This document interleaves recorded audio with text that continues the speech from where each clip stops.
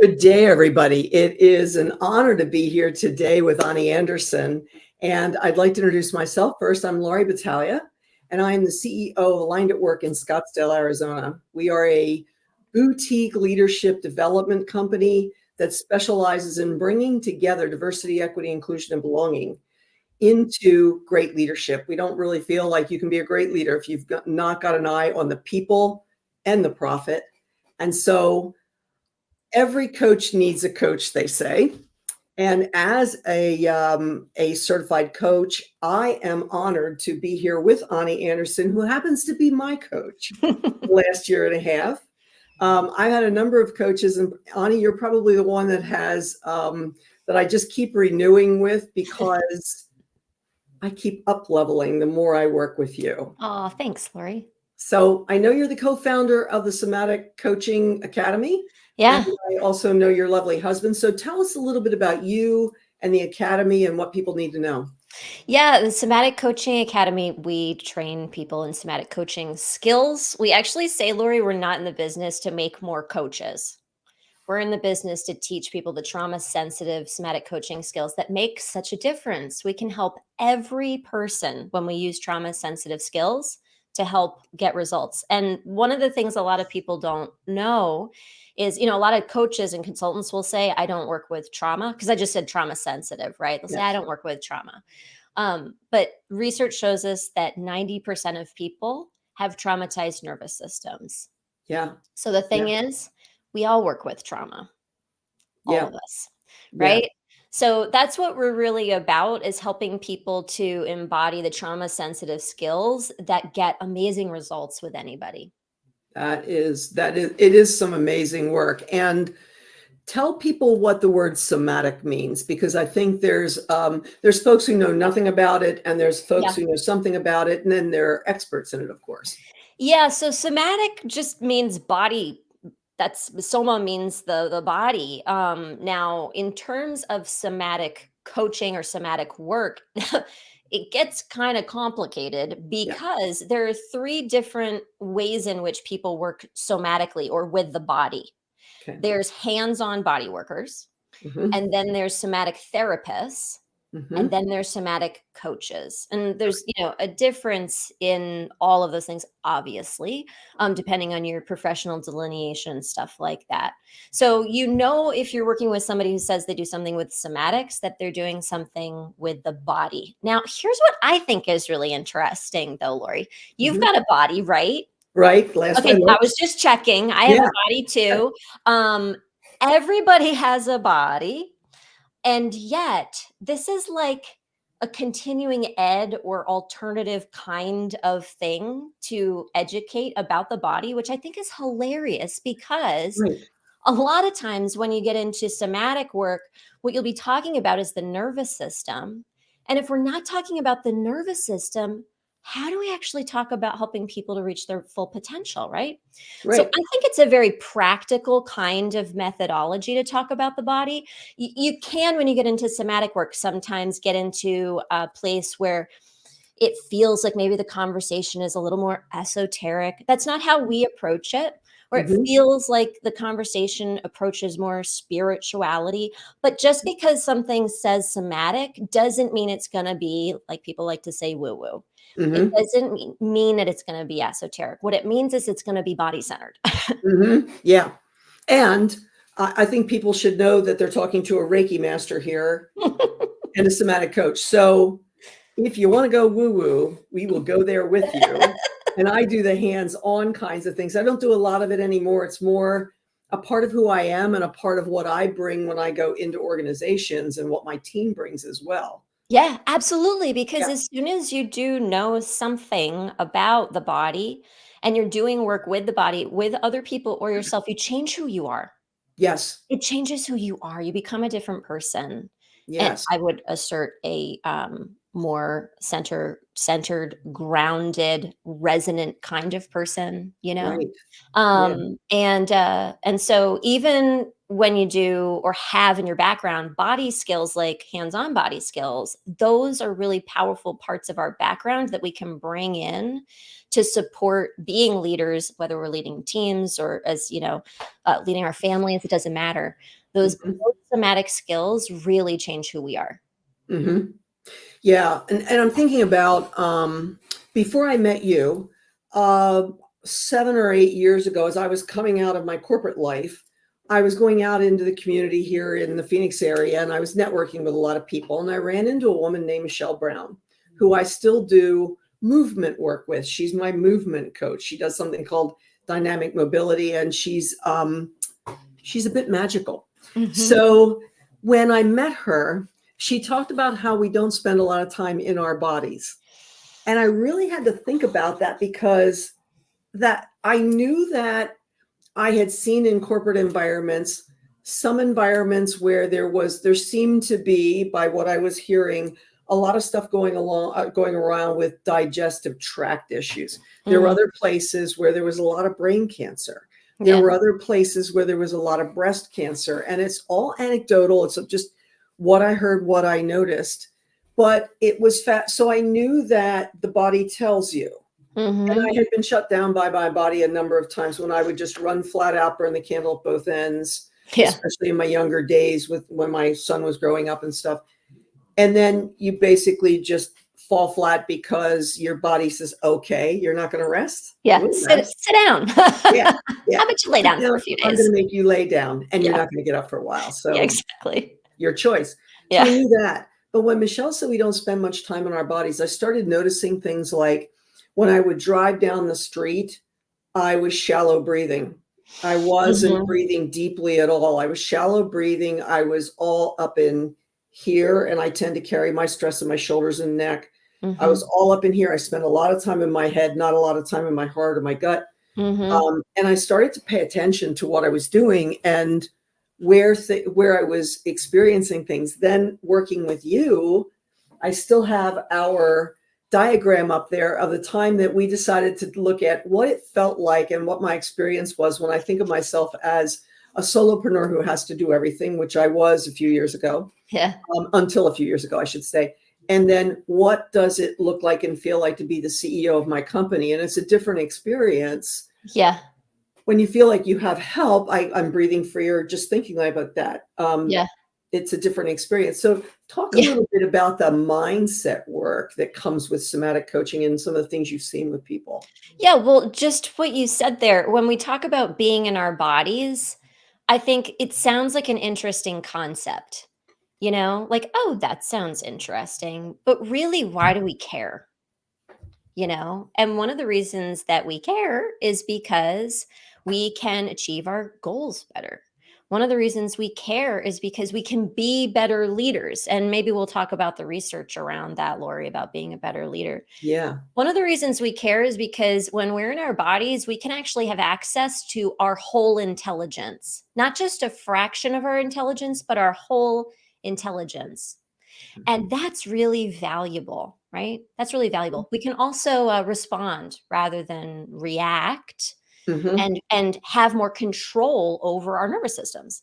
Hmm. So it's really important. Hmm. So the part of the way that we approach at the Somatic Coaching Academy, the idea of mindset isn't just how you think. So when you hear people talk about change your thoughts to change your life, sure. And by the way, like it's hard because the fact is the subconscious mind is the body. The Hmm. subconscious mind, its job actually is to run things in our body so that we don't have to think about it. That's the subconscious mind's job. So the heart's beating, we don't have to think about it. The liver's functioning, we don't have to think about it. The kidneys are functioning, we don't have to think about it. The more we don't have to think about, the better, because there's a lot as an adult human being to do. We've got to Hmm. like get up out of chairs. We've got to be able to take sips of water without dripping it down our shirts, hopefully on a good day. Right. Right? Like there's a lot that we've got to do. And the more that we don't have to think about, the better. The subconscious mind is our friend. because it helps us to do those things routinely. Mm-hmm. And the thing that is doing the routineness is the body. It's all of our organs, it's our muscles, it's our nervous system. So, our subconscious mind is our body. So, when we approach mindset work, we actually approach it from a standpoint of the subconscious mind. The sensations that we feel, Mm-hmm. and the thoughts that we think really do make up the content of our subconscious mind. And when I say that, some people catch it and they're like, well, hang on a second, Ani, because you didn't say emotions. And that's a big part of the subconscious. And yes, you're absolutely right. So the way we conceptualize it is that the thoughts plus the sensations together are an emotional experience. And so it really is our emotions. When it comes down to mindset work, we really are dealing with emotions. Yeah. We really Yeah. are. Yeah. But when we take an emotion and we make it into the two parts, the thoughts that we're thinking and the sensations that we feel, and we work with the sensations, we can actually kind of go in the back door. We can actually kind of scoot underneath and be able to deal with the raw data of the nervous system, the sensations. So if you think about it, sensations don't mean anything. Like let's do a little exercise right here, real Okay. quick. Okay. So we'll do it. If you're watching, do it too. So just cue in with your body and just like feel your bottom on the chair, feel your back on the seat. If you're standing up, feel your feet on the floor. Just kind of get in your body for a second. And just to, go one more step, go ahead and notice your breathing. You don't have to try to manipulate it at all. Just notice your breathing here for a second. Okay. So now notice if there's any tension in your body. And Lori, I'll ask you, do you notice any tension in your body? When I breathed, it mostly fell away. There's a little bit here, up the Your shoulders into the shoulders. neck. Yeah. And Yeah. a So little bit when of you, tightness in the hips. okay, tightness in the hips. And then what would you say it feels like in your shoulders? It's more just it's more tightness than it is like pain or cramping or anything like that. But I feel less mobile than I could. Okay. Less You know, mobile, I tight. have to Right. think about it to do that. Right. So everybody who's watching, notice for you, where do you feel tension in your body and what does it feel like? And describe it in a sensation. Now, the thing is, I could talk to Lori about what's going on in her life that has lent to tight hips and tight shoulders. And then we would get involved with the narrative. We would get involved with the stories. So now we've got the sensations and the stories all locked up. But when we work with the tension, it's very unassuming. We work with that tightness, right? It's very it doesn't mean anything because we haven't made it mean anything yet. And when we approach mindset work from a standpoint of the sensations, it really can, Lori, just creep in the back door because it does, when we're talking about the sensations, it doesn't mean anything. From there, we can work towards what we're making it mean and actually decipher more from an emotional standpoint, a depth of our emotional experience pretty darn quickly. It's very cool. Mm-hmm. Yeah, I really like getting in touch with what's going on because I find that most days I sit here and I've got 1,000 screens open. Okay, maybe only like 60, but a lot of screens open because out of sight, out of mind.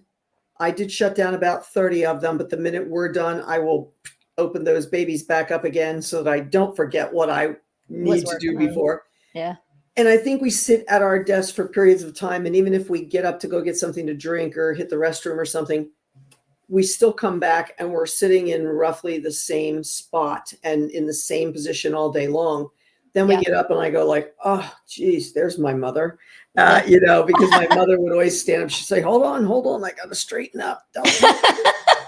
And I have days where if I sit long enough, I'm like, hold on here. Creep. And what I learned is that when my body does that, my mind is very narrow and focused on something, but not expansive at all. Yeah. Not really paying attention to everything it could be paying attention to. Yeah, absolutely. As adults, we tend to move in very linear ways and we tend to sit way too much. Yeah. And if you notice how children move in rounded movement patterns. True. And as adults, and children are inherently way more creative.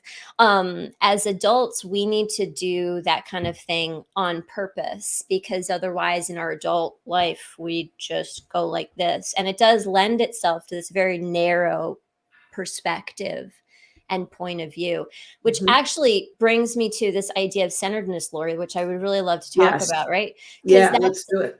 That's this time of year, things can get so crazy. It's a time of year more than ever where we need centeredness.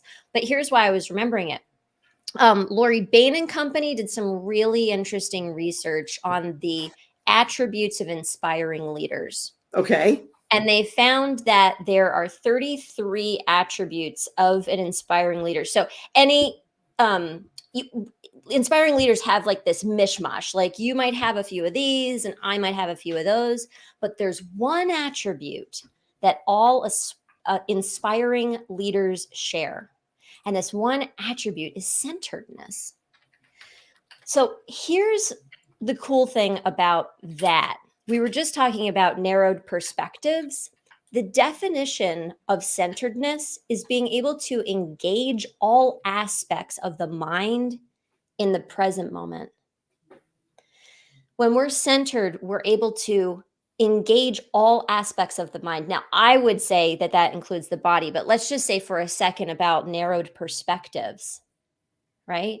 So how can we have a wider perspective? How can we be aware of more things going on around us? How can we have emotional presence of thought, presence of body, mind, and spirit? And it requires us to get out of this boxed thinking, Mm-hmm. And then we actually can achieve this. I think it feels a little bit like a holy grail to some people, this idea of centeredness. Mm-hmm. But not a lot of people practice it, Mm-hmm. right? And if we're just like going to the gym, like we have to practice what we want to get good at. Mm-hmm. Mm-hmm. There's the link for everybody. And I want to, and I think it says opens in a new tab at the end, but take that part off. I'm pretty sure. Oh, yeah. Yeah. Cracking the code. Yep. Yeah. Cracking the code. Take that part off. And then I'm going to invite everybody to go into the comments on LinkedIn. I'm trying to multitask here and I don't multitask well. So I'm inviting everybody to go into the comments in LinkedIn. Ask us questions that you want to know answers to or things that you'd like to discuss. Put your thoughts in the comments because we can see those on the side of StreamYard as you put them up. We can't really respond, but my assistant will be responding as me. So please do that if you've got questions or thoughts. But yeah, the centeredness is kind of an interesting thing because we're talking about it because it's year end, but it happens all the time. It's not a year end unique thing. It is an all the time thing. How do you stay there? How do you do it? Yeah, I remember hearing that the Dalai Lama meditates for like 4 hours a day, except for on a day that he knows it's going to be a hard day, and then he meditates for 6. I've heard that one too. You've heard that one, right? I've heard that one too. And I love that because like this time of year can be highly activating. It can be challenging. It can be not just perceptually, like it's really can be a tough time for people. Yeah. And so doing practices to help us to get centered so that we can be present in all aspects of our mind, so that we can be the people we want to be, so that we can be the leaders that we want to be, Yeah. This is really the time to go and do those things. And I think one of the things that prevents us from that is all the pressure people put on themselves around this time of year, Laurie. Yes. And I will say that over time, as I've observed, I see more women trying to make the perfect Christmas, the perfect Hanukkah, the perfect whatever it is for their families and their experiences. And what I figured out a while back was my family didn't care about it nearly as much as I did. My immediate family, like they cared about certain things, but some didn't really love cookies. So why bake 1,000 cookies if people aren't, what? So I can eat more? I think not.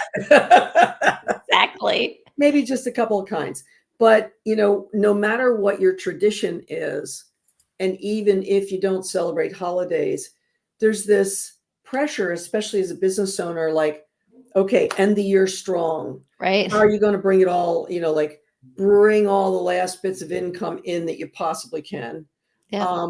How are you going to start 2024 even better than this year? So there's always this Totally. There's One up something, yourself. right? It's always this American culture thing of like, strive for more. You're never good enough. Just get there. I've worked in organizations that have done that, and it sucks the life and the soul out of people, Yeah, and it does. And we ends still do up it.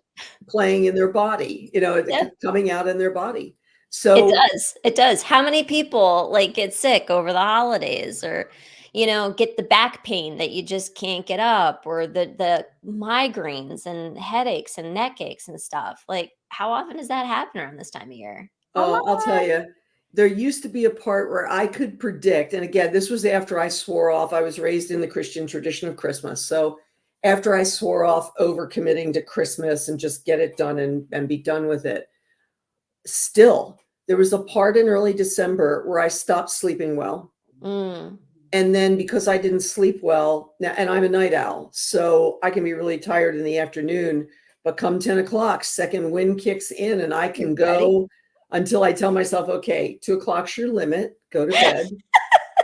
But many times it would be, 12, 1, 2. And if I was going, I do that when I travel. I tend to stay up really, Mm, really late the night before and maybe get 4 hours of sleep, which mhm. does make it a little easier to convert time zones, It's true. but it's hard on the body. Yeah. And so I would get into this drill no matter what. Then the week between Christmas and New Year's, typically I was laid out flat, and my son's birthday is during that week, the day Oh, after Christmas. geez. So I can't tell you how often I was sick for, a party that we planned or some event that we were going to do. Yep. I'm an ex-banker, so I would tend to try to work that week so that people with small kids, once mine was grown, people with small kids could have that week off because their Yeah. daycares were closed. There's just this pressure, pressure, pressure, pressure, and then that false deadline that we put on ourselves at the end of the year that like, okay, it's the 31st, we have to have it all wrapped up clean. And Right. then it's tax time. Yeah, And so there's always, like Gilda Radner used to say, it's always something. there is always something. It's always something. There's always, and you're reminding me that a lot of times we do kind of get knocked on our butts around this time of year for whatever it looks like for you. The body will talk to us in whispers until you Yes. don't listen, and then it'll talk to you a little louder and a little louder, and eventually it'll just slap you with a 2x4. Yes. you know Yes. so we can actually learn how to learn the language of the body so that we can learn to speak to the body and let the body speak to us and listen to the whispers more and more often. It's nuanced and it works, and then we can be healthier and happier and enjoy our relationships more and all of that stuff. Yeah. Yeah. If we just paid attention. I Yeah. had I had a funny one happen. I came down with my very first case of COVID a couple of weeks ago. Hmm. Came back from a client gig. Somebody was ill. I was in close proximity to that person. I tested just to show that I didn't have it. Turned Right. out I did.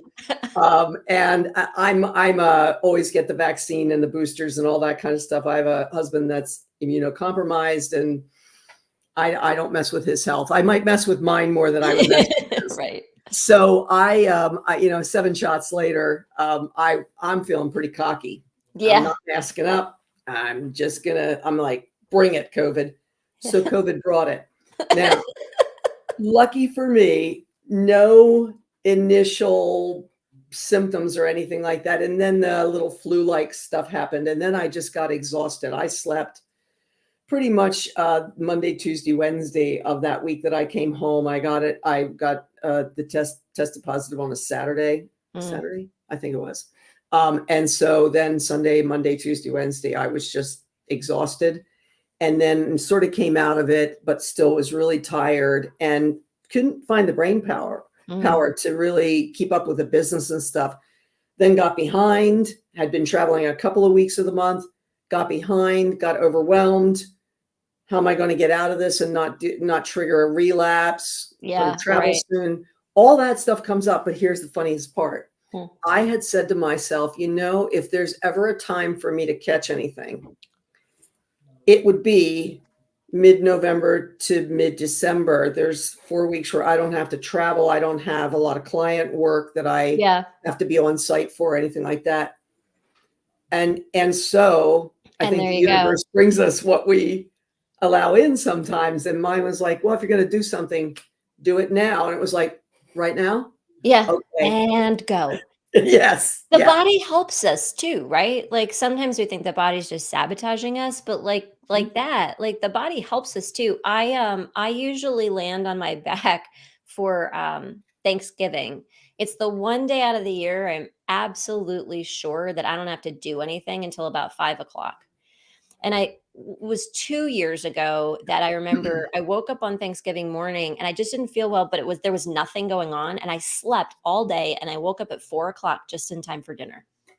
Hmm. And I was like, that was my window. Like you said, like the body is super smart and actually is trying to help us out. So it's like you need rest. And this is a window. So Hmm. yeah, sit Yeah. down now. Yeah. Yeah.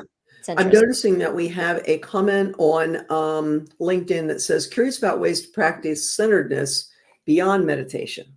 That's a fantastic question. I love it Yeah. so much. So at the Somatic Coaching Academy, we teach a certification course called Core Centering, and I'm going to give you like an inside scoop here. A lot of people try meditation and it doesn't work for them because the experience that we want to have is of like no thought, basically. Like we want to Right. chill out, and you sit on the cushion and you get ready to like have that wonderful experience. And what happens? Yak, yak, yak, yak, yak, yak, yak, yak, Yeah. yak, yak, yak. Yeah. So the mind is paid to think. The mind, that's its job, right? Like that's the mind's job. So when we sit down to meditate and we're not moving our bodies at all, what Mhm. happens is we can very closely pay attention to our thoughts. That can be a maddening experience. I know it has been for me. So I was a meditator. I started meditating in like my early 20s, and I meditated for years, seated meditation, before I finally got up the guts to say to my meditation instructor, "This is driving me mad." And she said, "Well, the idea is to pay attention to your thoughts." And I was like, "I got to find something else."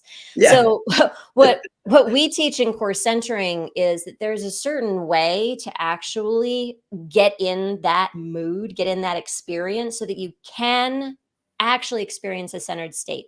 And one of the things that you do is you do movement either with your meditation or before your meditation. So, Laurie, you've done sessions with us where we have people like move our bodies and stuff, right? Yeah. So one of Uh-huh. the things that you can do if you want to, if you want to meditate and or you just want to feel centered and have that awesome kind of centered experience, but meditation isn't awesome for you, move your body and then find methods where you can do moving meditation. Like for example, let's just try one here for a second. It's super, super, super simple. You can just, I'm going to put my hands up so that everybody can see. But just take your hands and as you breathe in, go like this. And as you breathe out, go like this. So breathing in, moving the hands, and breathing out, moving the hands. Now I want you to concentrate on the hands moving out and the hands moving in and coordinating your breath with the hands. So let's do that 2 more times. Breathing in and breathing out. And once more, breathing in and breathing out. So, what we just did is we gave our mind something to do. We're concentrating on the breath. We're concentrating on the movement. We're concentrating on coordinating the breath and the movement. And then all of a sudden, we can have an experience of centeredness. We can have an experience of quiescence that if we're not doing movement, we can't have. A lot of times it takes like a ton of practice and stuff because the mind is going nuts. So I hope that's helpful. Does that resonate Mhm. with you, Laurie? I think so. And another one that I really like to do that, like I'm thinking, oh, I don't do that at my desk often enough. I could, is tapping. And I start tapping here and tap out the collarbones. And usually I'll do this when I'm laying down on my mat in the morning and I do a headspace meditation. And my cat has decided that that's a really good time to come in and lay on me and do Of his biscuit course. making and all that. So we have this whole little routine now Right. that involves me and the cat. And I use Headspace, and he really likes a 10-minute meditation, but sometimes there's like a 3-minute There's a 3-minute one on overwhelm. And all it does is it gives you something else to focus on. So Totally. you can get out of where you're at. Yep. But the tapping, down Tapping is great. meridians And that's a body thing. So I'm tapping Yeah. on the body. I'm getting the body engaged. Why wouldn't we get the body engaged when we're trying to regulate the nervous system? That makes perfect sense. But it's not often what we see on Instagram or what we're taught. Right. Yeah. Right. And there is a lot of pressure to meditate just the right way and to have that total out of body experience. And typically it's not that for most of us. I figure if I can just get my mind out of my work and out of my thoughts, and that it gets a lot easier and a lot better and less overwhelmed, because when I go into overwhelm, I shut down, I ghost people, I ghost messages, because I'm just like, I can't deal with it all. It's all coming too fast. 100%. Yeah. 100%. It's funny you mentioned that, because sometimes people do want to meditate to have a spiritual experience, and believe me, I get it. But I think, like, at the end of the day, one of the things people really want is just to feel comfortable in their own skin, Mm-hmm. right?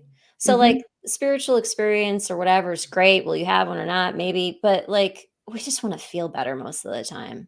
Yeah. And taking those touch points, like you're saying, like you do this every morning. So take those touch points every morning, and then take touch points throughout the course of the day, because it doesn't take long. No. You can do a centering practice and it takes 30 seconds or 3 minutes, or as long as you want, 3 hours if you want, but it doesn't Right. have to take long. But those touch points are really important.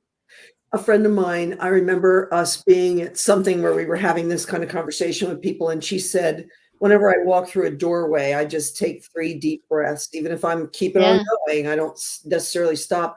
I remember, like, okay, doorway, 3 deep breaths. So sometimes just having that touch point, like you said. Yeah. Cue. Yeah. Yep. Yeah, Cue. definitely. Absolutely. Yep. Yeah, for sure. Our nervous system needs that. Yeah, that's a great question. When we were setting this up and deciding what to talk about, one of the things we talked about was the seasons. And how each season brings with it its own energy, its own feeling. And I was talking about how weird it was to go from the East Coast seasons, which are the more normal ones. Spring is opening and then summer is warm. And here in Arizona, in the desert, when everybody else is like, oh, it's summer, we go, oh, it's summer. And then when winter comes, we're like, and it's winter. Yeah. We can get out. Yeah. It was just exactly the opposite when it was COVID time and people were in lockdown. People were like, summer, and we're like, crap. So talk a little bit about the seasons and how that plays in with centeredness and what those energies are. I think you just did something really interesting as you were describing it. Actually, you were like, winter's like this and summer's like that, except for you said it opposite, because The it's other way. opposite where you are, right? Yeah. So, a lot of times our bodies are attuned to wherever we grew up, like this, wherever we grew up. So if you grew up in the Northeast, your body might be attuned to that until you get used to where you're living. But paying attention, there are seasonal energies, and that's really cool, and we can talk about that.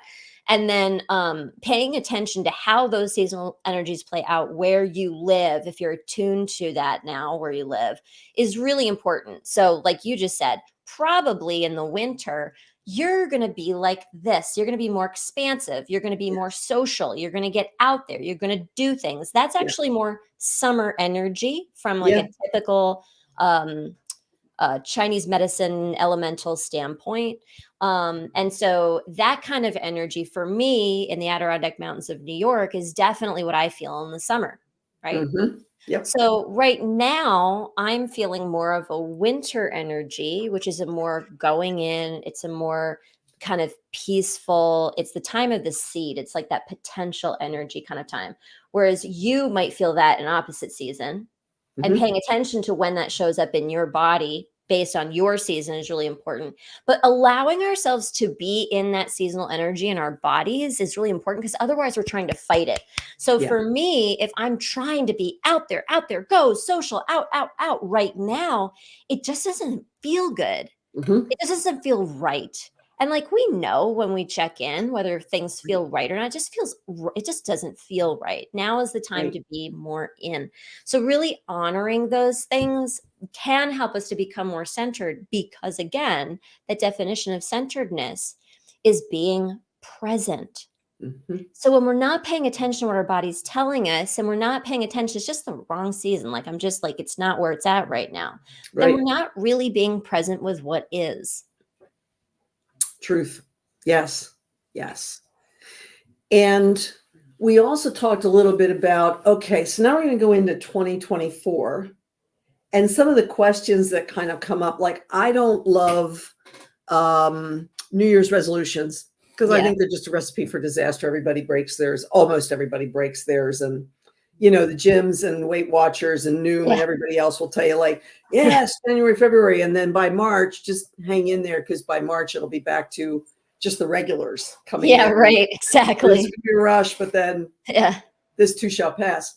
So when we think about going into the new year, I like to set intentions, and Yeah, I love that. oftentimes I have a word that Mm. I set at the beginning that usually just crops up, and I'm trying to be aware around me of Yeah. what's happening, and then that word comes out. Haven't found it yet I for was gonna just 2024. ask you, have you I found don't your I word for don't know yet. 2024 yet?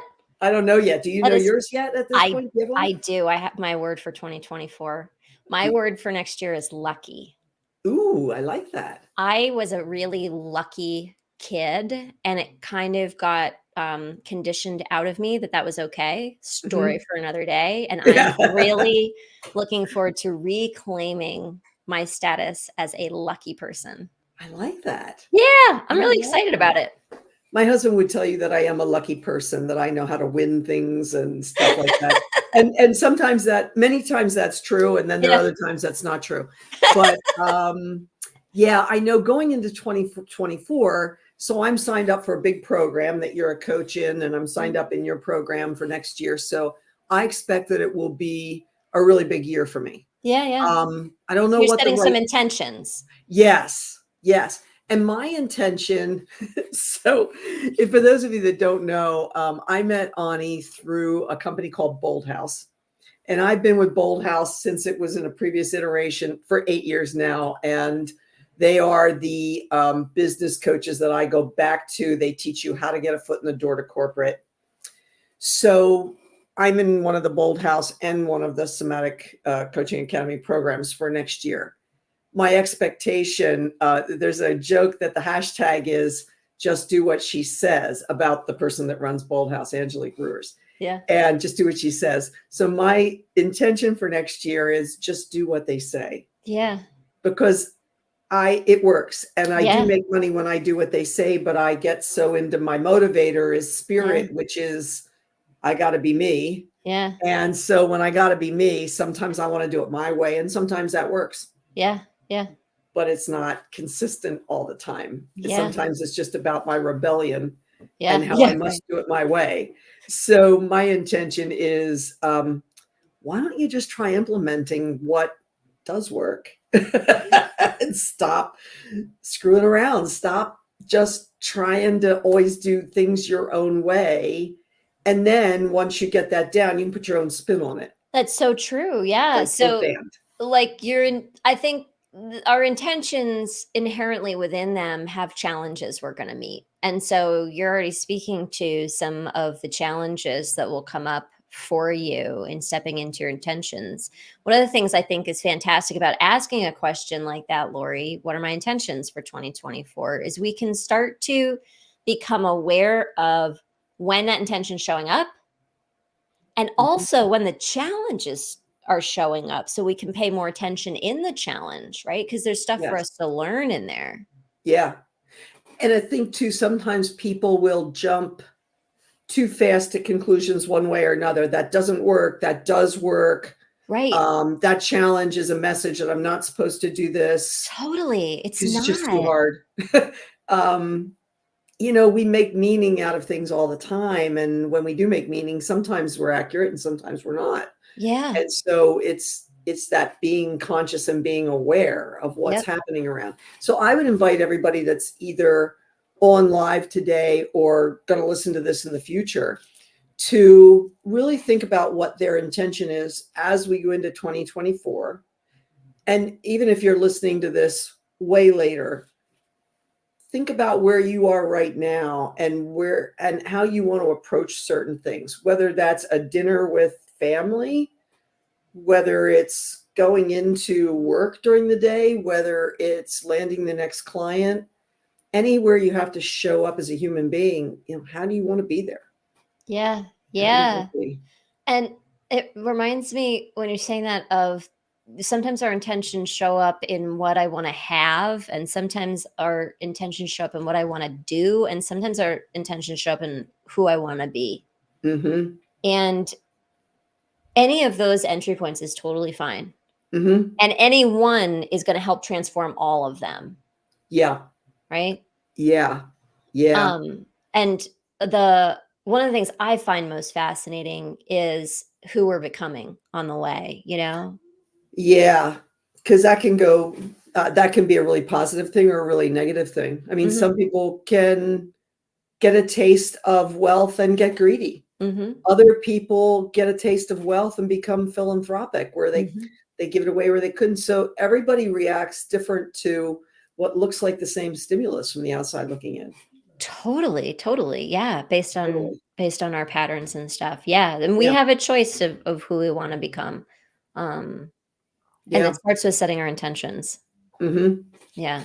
What other questions would we really think about? I'm looking at some of the notes that we took going into this. How do you want to go into 2024? How do you want to be in the next year? How will you honor what your body is telling you? Yeah, I'd love for people to think about how they wanna feel. Yeah, How do you want 2024 to feel? I've heard a lot of people say 2023 was not kind. I heard that too. them. Yeah. And so regardless of we have control over only so much. We don't have control over a lot of stuff that happens out there, but we do have control over how we feel. And so, or at least how we feel about how we feel. Mm-hmm. So, Mm-hmm.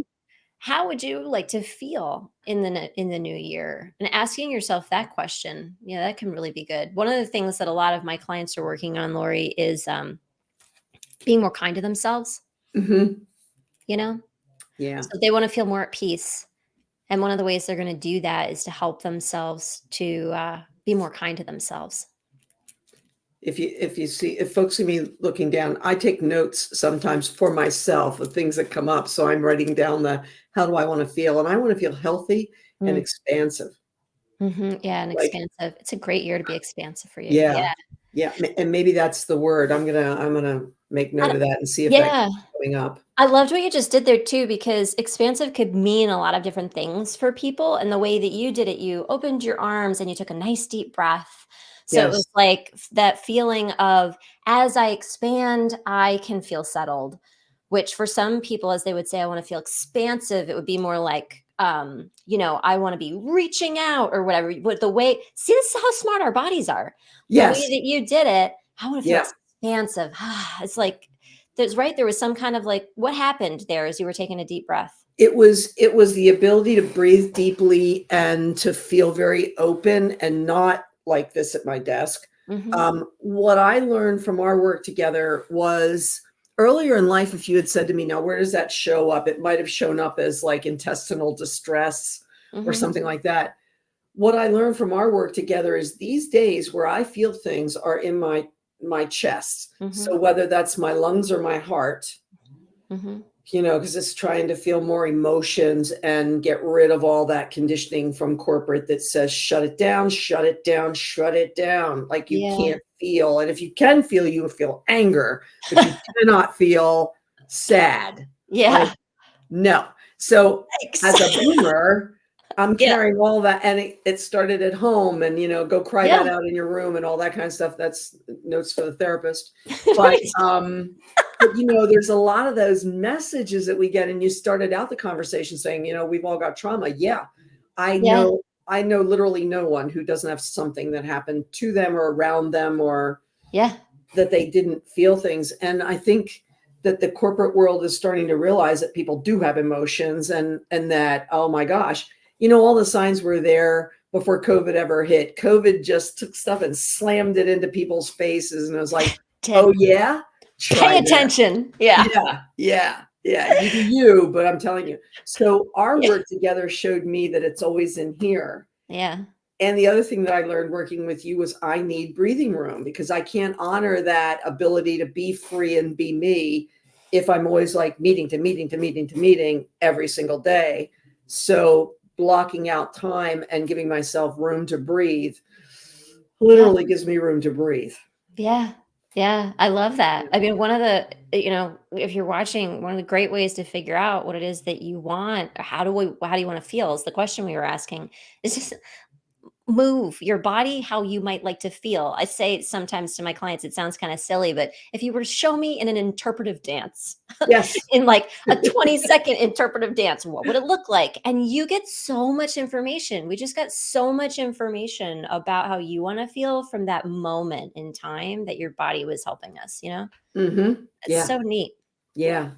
So I'm going to invite the folks who are on live, if they have any questions, to put them in the chat, because we're going to begin the wrap up portion of this. Sure. Let me see if we missed anything. I don't know that we did, but just know, folks, that this will live on both in LinkedIn in this event under Laurie Battaglia's page. And I believe, Ani, it's probably on yours as well, since you're also one of the speakers. And it will also live on our YouTube channel. So Aligned at Work can always use more YouTube subscribers. So can the Somatic Coaching Academy. So feel free to go on over to YouTube and pull those things up and subscribe to our channels. Let me see. What else do you want to share with folks? Oh, there we go. There we go. What else would you like to share, Ani, with folks? Are there any links or anything that we need to put up for you? Yeah. If you're interested in checking out the Somatic Coaching Academy, we're all over the place at Somatic Coaching Academy. And there you go. The website is somaticcoachingacademy.com. Yeah. I mean, one of the things that we want to remind people this time of year is you do have an option about how you feel. We actually have choice. Just because your body is used to feeling one way, or your emotions are used to feeling one way, doesn't mean that you can't change that. There's always unlimited options to choose from. So get excited about that and about thinking about how you want to feel. Mm-hmm. Nice. And final words for how to stay centered, both as a leader and an individual in a very frenetic world, in a frenetic time of year.